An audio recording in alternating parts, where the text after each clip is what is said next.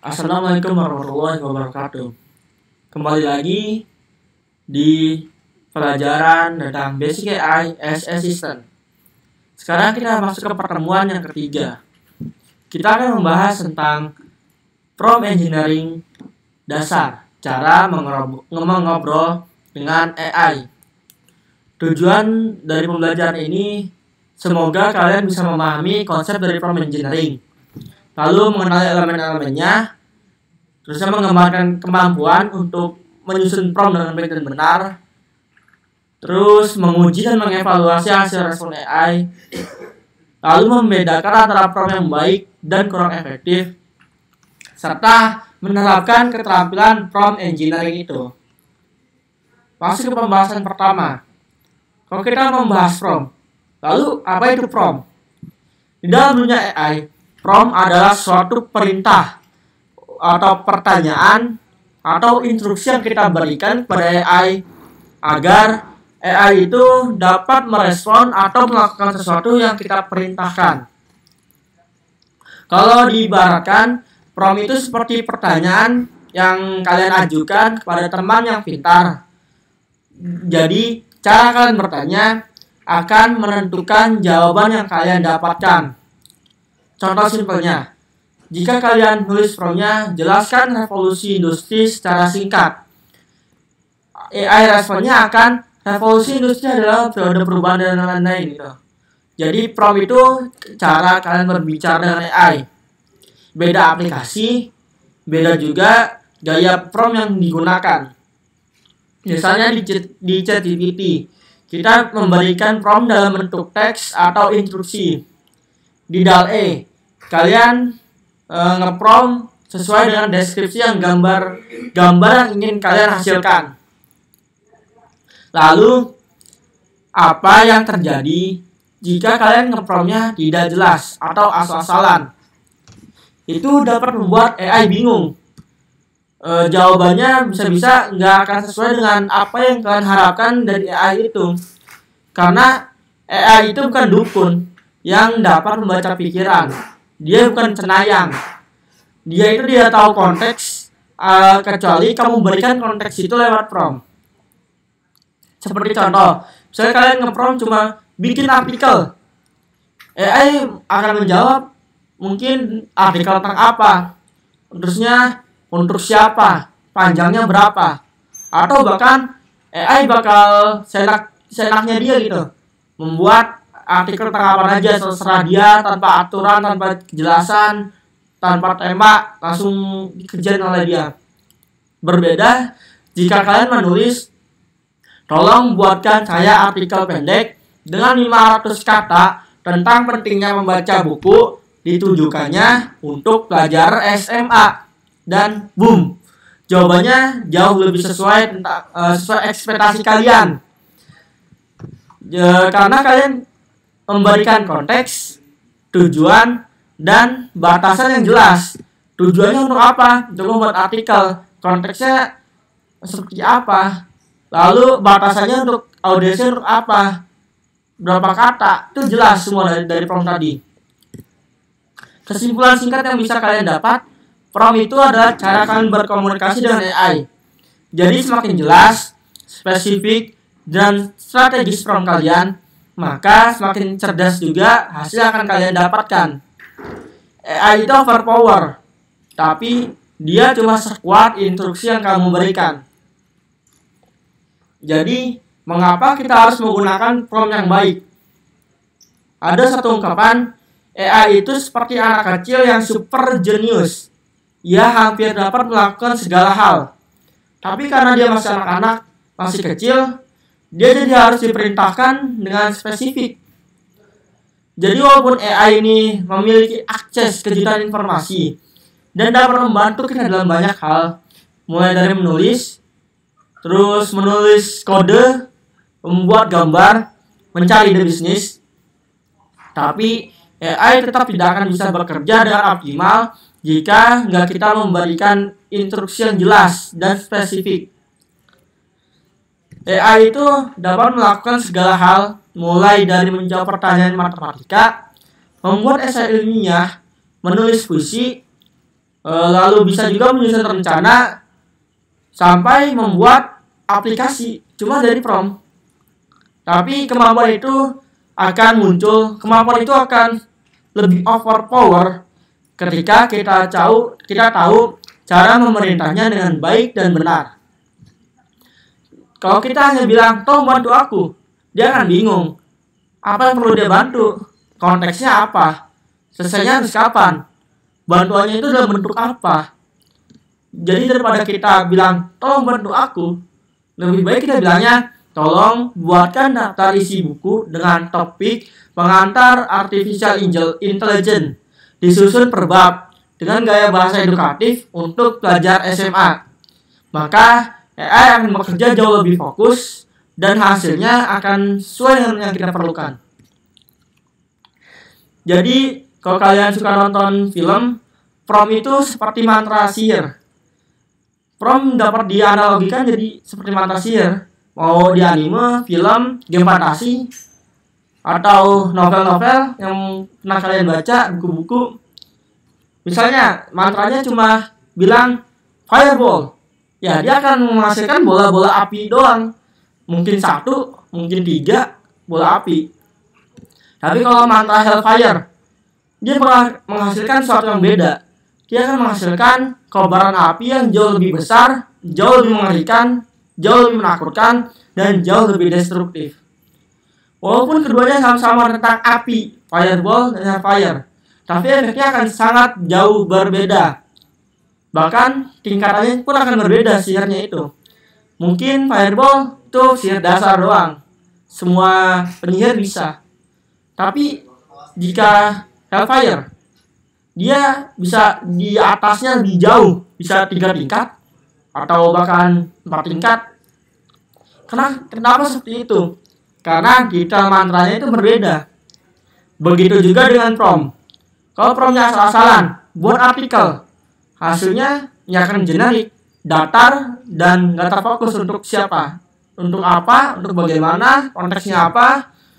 Tapi kalau kalian membuat prompt yang strategis, buatkan saya artikel dengan 300 kata tentang bahaya menunda tugas dengan gaya storytelling dan bahasanya kasual untuk remaja. Hasilnya akan lebih tajam, relevan, dan sesuai dengan kebutuhan.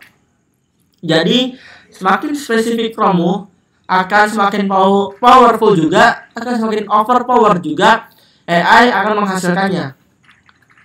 Maka kenapa kita harus menggunakan prompt yang baik? Karena AI itu tidak bisa menebak siapa audiensmu, gaya bahasa apa yang kamu inginkan, panjang jawabannya seperti apa, format hasilnya seperti apa, terus tujuannya untuk apa. Semua itu harus kalian lakukan dengan prompt. Dengan kata lain, AI itu bukan makhluk supranatural yang tahu segalanya. Ia hanya bisa bekerja sejauh kamu mengarahkannya. Nah, karena itu biasanya yang paling dasar banget struktur prompt yang efektif ada tujuan, detail, serta format. Jadi setelah kalian mengetahui tadi prompt yang baik gimana sih awalnya, kita belajar strukturnya, yaitu TDF, tujuan, detail, dan format. Ini akan sangat amat membantu kita untuk memberikan permintaan ke AI secara terarah, jelas, dan minim kebingungan. Ayo kita bahas mulai dari T, tujuan. Apa yang kamu inginkan dari AI? Langkah pertama, menentukan dengan jelas apa yang kalian inginkan sih dari AI. Jadi tujuan itu bisa berupa tulis artikel, membuat jadwal, menjelaskan konsep, meringkas buku, memberi saran, atau menulis kode, dan lain sebagainya sesuai tujuan yang kalian inginkan. Di sini ada contoh. Bantu aku membuat kerangka presentasi tentang keamanan digital. Atau contoh lain, bisa tuliskan lamaran kerja untuk posisi UI UX designer. Atau bisa juga, tolong bantu aku untuk membuat struktur dasar dari proyek Express, proyek JS, proyek HTML. Jadi tujuan yang spesifik akan membantu AI untuk memahami arah kerja dan jenis output yang diinginkan. Lalu ada D, detail. informasi pendukung yang perlu disertakan. Detail ini menjelaskan konteks dari permintaan kalian. Ini dapat mencakup audiensnya seperti apa, gaya bahasanya seperti apa, panjang atau jumlah katanya seperti apa, contohnya seperti apa, sudut pandang seperti apa, atau yang lain sebagainya. Sini ada 2 contoh. Misalnya audiensnya ada SMA yang baru belajar keamanan digital. Gunakan bahasa yang mudah dimengerti dan beri contoh dalam kehidupan sehari-hari. Lalu cara kedua bisa, tulisan ini harus maksimal 500 kata dan mesti 3 poin utama. Lalu atau misalnya kalian programmer, HTML ini harus dengan struktur seperti ini. Div-nya ada berapa, lalu stylenya akan seperti apa, warnanya seperti apa, bentukannya seperti apa. Jadi dengan detail ini akan membuat AI tidak hanya tahu apa yang kalian inginkan, tapi bagaimana cara kalian menyampaikannya, cara kalian mengeksekusinya. Lalu yang terakhir ada F atau format, bentuk dari output yang kalian inginkan. Ini format ini bisa berupa list point, paragraf narasi, tabel perbandingan, langkah-langkah, markdown, atau lebih banyak lagi. Misalnya di sini ada 3 contoh. Tampilkan dalam bentuk 5 poin bullet. Tuliskan sebagai narasi storytelling. Gunakan format markdown dengan heading dan subheading. Jika kalian tidak menyebutkan format ke AI itu akan memilih sesuai keinginan dia sendiri dan mungkin tidak akan sesuai dengan ekspektasi kalian. Misalnya nih, sini ada contoh prompt sederhana dengan PDF. Promptnya bantu aku. Itu tujuannya. Tujuannya di sini membuat artikel edukatif sepanjang 300 kata. Lalu D-nya untuk remaja SMA tentang bahaya kecanduan smartphone. Gunakan bahasa yang ringan, persuasif, sertakan analogi sehari-hari. Lalu F-nya tampilkan dalam bentuk narasi storytelling. Lalu hasilnya kan seperti apa? Hasilnya, artikel yang dibuat AI akan menyesuaikan dengan audiens remaja, panjangnya 300 kata, gayanya ringan, dan menggunakan cerita yang relate oleh remaja-remaja. Lalu kenapa sih struktur ini penting? IA seperti ChatGPT bisa sangat amat pintar, tapi ia tidak dapat membaca pikiran kalian. Jadi kalau kalian semakin bisa menjelaskan apa yang kalian mau, maka hasilnya akan lebih akurat, lebih sesuai kebutuhan, dapat mengurangi revisi, jadi hemat token, dan menghemat waktu kalian juga. Kesimpulannya apa? Jadi menulis prompt bukan sekadar mengetik permintaan. Ini adalah keterampilan komunikasi yang penting di era AI. Semakin baik kalian merumuskan apa permintaan kalian, maka akan semakin optimal juga apa yang kalian dapatkan dari AI. Kalian harus ingat lagi, AI bukan dukun. Ia tidak bisa menebak apa yang kalian inginkan. Tapi AI juga bukan manusia. Ia tidak mempunyai konteks kalau kalian tidak memberikan konteks. Jadi dengan latihan dan pemahaman struktur TDF, kalian dapat menjadikan AI sebagai asisten berpikir yang benar-benar efektif. Lalu, apakah hanya ada TDF strukturnya? Sebenarnya ada banyak lagi. Mungkin kalian bisa cari-cari di Instagram atau di mana. Itu banyak membahas tentang struktur AI. Misalnya menggunakan struktur roleplay. AI-nya jadi apa? Itu bisa bagus juga. Misalnya kalian AI itu adalah mau kalian jadikan sebagai mentor programmer. Kalian bisa nge-prompt. Kalian di prompt AI itu kalian bisa nulis kamu adalah seorang mentor programmer yang berpengalaman di bidang programmer ini selama 10 tahun. Terus kalian tentukan kalian mau apa? Tolong bantu saya untuk dapat mempelajari sesuatu. Misalnya HTML, CSS, atau bahasa pemrograman lain. Kayak JavaScript dan lain-lain. Bantu aku misalnya JavaScript. Bantu aku belajar dasar sampai advance JavaScript dalam waktu 1 bulan. Tolong kamu berikan poin-poin apa saja yang harus saya pelajari, itu bagus. AI akan memberikan kalian jawaban yang benar-benar bagus gitu. Jawabannya akan terfokus ke kalian yang jadi programmer yang ingin belajar JavaScript, lalu bisa ada namanya workflow belajarnya, flow belajarnya. Hari pertama akan apa, belajar apa dulu, hari kedua belajar apa. Jadi benar-benar efektif itu juga dengan struktur roleplay tadi. Lalu apa perbandingan prompt asal-asalan dan prompt strategis? Jadi satu kalimat, dua dunia yang berbeda. Coba kalian bayangkan berdiri di hadapan sebuah perpustakaan raksasa, perpustakaan yang besar banget. Isinya jutaan, miliaran, atau triliunan buku dari seluruh penjuru dunia. Semua topik, bahasa, semua gaya penulisan ada di situ. Coba sekarang bayangkan, kalian boleh bertanya apapun ke pustakawan super jenius di sana. Tapi dengan syarat kalian harus tahu gimana cara bertanya. Nah, begitulah kira-kira cara kerja AI seperti ChatGPT. Kamu dapat bertanya apa saja, tapi kualitas jawaban yang diberikan akan sangat bergantung seperti apa kalian menyampaikannya. Kalian menyusun kata-katanya. Inilah yang disebut dengan prompting. Dan dalam ini muncullah dua kubu. Kubu yang pertama, pengguna yang memberikan prompt asal-asalan, nggak pakai struktur, tanpa arah, dan sekedar berharap AI tahu maksud mereka.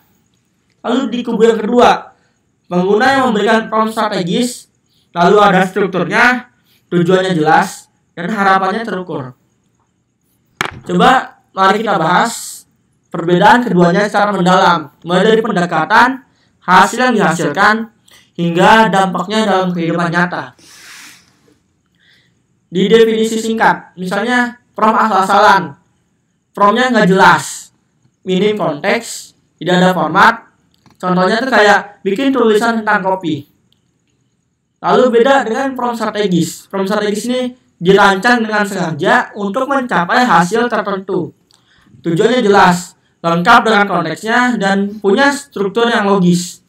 Contohnya, tolong buatkan saya artikel dengan 1000 kata tentang sejarah kopi di Indonesia dengan sudut pandang budaya dan ekonomi. Gunakan bahasa yang naratif, sertakan kutipan dari tokoh yang terkenal. Lalu di sini ada analogi menyuruh anak kecil yang jenius. Seperti yang udah dibilang tadi, AI seperti anak kecil yang super jenius. Tapi karena masih kecil, dia harus benar-benar diperintah dengan spesifik. Kalian kalau pernah ngomong sama anak kecil pasti merasakan itu. Misalnya kalian memberi perintah yang ambigu, ya anak kecilnya nggak melaksanakan apa yang kalian ingin. Kayak coba kalian bayangkan, misalnya nyuruh AI kerjakan PR saya. Hasilnya mungkin dia akan ngarang sendiri, karena kalian nggak memberikan konteksnya, PR-nya apa, pelajarannya apa, soalnya kayak gimana. Dan AI mungkin akan balik bertanya, yang mana PR-nya? Kalian memberi PR-nya, tapi suruh ngerjain PR-nya. AI bakal bingung, yang mana nih PR-nya? Beda dengan kalian misalnya ngepromnya, tolong kerjakan soal matematika nomor 1 sampai 3 dari buku penerbit Erlangga tahun 2025 kelas 5 SD halaman 50, khususnya tentang operasi pecahan. Tolong, tapi jangan berikan jawabannya secara langsung. Tolong bantu saya memahami langkah-langkahnya. Kenapa harus langkah-langkahnya? Karena kalian belajar. Jangan asal AI suruh jawabannya langsung. Itu nggak bagus juga. Seperti yang udah dibahas di bab pertama tentang etikanya. Karena harus mengingat itu, etikanya seperti apa yang bagus untuk memerintah AI. Jadi jika kalian nge-prompt tadi itu, ini AI akan menghasilkan yang lebih jelas. Dia akan mencari di buku Erlangga tahun 2025 soal nomor 1 sampai nomor 3. Dia akan menjelaskan cara mengerjakannya tanpa memberi kalian jawabannya. Perbedaannya sangat amat signifikan antara prompt yang asal-asalan dan prompt yang strategis. Yang satu menuntut AI untuk menebak, menuntut AI untuk menjadi dukun, menuntut AI untuk menjadi cenayang. Yang satu memberikan kompas, harus mengerjakan apa yang dia lakukan. Lalu apa sih dampaknya dari prompt asal-asalan, prompt yang gak terstruktur? Yang pertama, yang pasti jawabannya tidak fokus. Dengan prompt yang asal-asalan, cuma ambigu banget, bantu buat konten, jawabannya ya akan tidak jelas. Mungkin AI-nya akan ngasal aja, dia mau mengerjakan apa, bakal konten seperti apa, audiensnya apa. Terus mungkin AI-nya juga akan bertanya balik, kontennya apa, tarifnya apa, tujuannya apa. Misalnya seperti itu membuang waktu kalian, membuang token limit kalian, apalagi misalnya kalian memakai AI gratisan. Jadi informasinya nggak jelas, AI bakal mengasumsikan liar yang nggak sesuai dengan kebutuhan kalian. Lalu dengan prompt yang asal nggak jelas, waktu kalian terbuang. Kalian harus mengulang pertanyaan, klarifikasi, edit berkali-kali. Dia bukannya mempercepat AI ini, justru membuang waktu kalian. Udah buang waktu, buang token limit harian kalian juga. Jadi makin terbuang waktu kalian nunggu limit itu kelar. Lalu kalian dapat jawaban asal-asalan, kalian malah frustasi. Bilang, AI ini nggak paham saya mau apa. Padahal bukan AI-nya nggak pintar, tapi karena instruksinya yang kalian berikan nggak jelas. Lalu bedanya dengan ciri dari prompt strategis. Prompt yang baik biasanya memiliki 3 elemen utama. Yang tadi saya bilang, tujuan, detail, dan format. Terusnya, efek jangka panjang dari prompt strategis itu apa? Menggunakan prompt strategis bukan hanya soal dapat jawaban yang bagus. Ini juga dapat melatih kalian untuk berpikir sistematis. Terusnya, menyusun instruksi yang efektif. Lalu, melatih komunikasi dan fokus. Berbeda dengan prompt asal-asalan yang membentuk kebiasaan malas berpikir, bergantung pada hasil acak, dan membuat kita tidak belajar dari prosesnya. Lalu ada kesimpulan yang tadi, mantra sihir dan dunia prompt. Prompt itu seperti mantra sihir yang udah dibilang di dunia fantasi lah, novel, game, pokoknya film-film tentang apapun itu, tentang sihir. Kalau si penyihirnya cuma bilang fireball, ya yang keluar api kecil. Yang misalnya lawan monsternya gede, pakai fireball doang, dia nggak bakal kalah monsternya. Buang-buang cakra, buang-buang mana doang. Tapi kalau kalian bilangnya ada di sini panjang, wahai api, bakarlah musuh-musuhku, hancurkan mereka menjadi butiran debu. Tunjukkanlah pada musuh-musuhku apa itu rasa takut. Hellfire. Ya, itu hasilnya akan lebih bagus. Akan menghasilkan suatu ledakan super spesifik dan tepat sasaran. Musuhnya mau monster segede apapun, karena kalian si penyihir itu bilangnya bagus, atau misalnya mantranya spesifik, dia bakal mengalahkan monster itu dengan lebih gampang. Karena mantra yang dihasilkan lebih bagus, lebih besar destruktifnya. Ada prinsip penting dalam prompt ini. Kata-kata adalah kekuatan. Dan dalam dunia AI, semakin jelas dan semakin strategis kata-kata yang kalian gunakan, semakin luar biasa juga hasil yang kalian dapatkan. Inilah mengapa memahami perbedaan antara prompt yang asal-asalan dan prompt yang strategis adalah langkah awal yang sangat penting dalam menggunakan AI secara bijak, cerdas, dan maksimal. Lalu di modul ini juga disediakan rangkuman jika kalian mau membacanya, nanti diberikan yang sudah dijelaskan tadi. Lalu seperti biasa, hari ini ada tugas bab 3. Nanti saya bisa diberikan tugasnya. Sekian pelajaran hari ini, semoga dapat dipahami. Kurang lebihnya mohon maaf.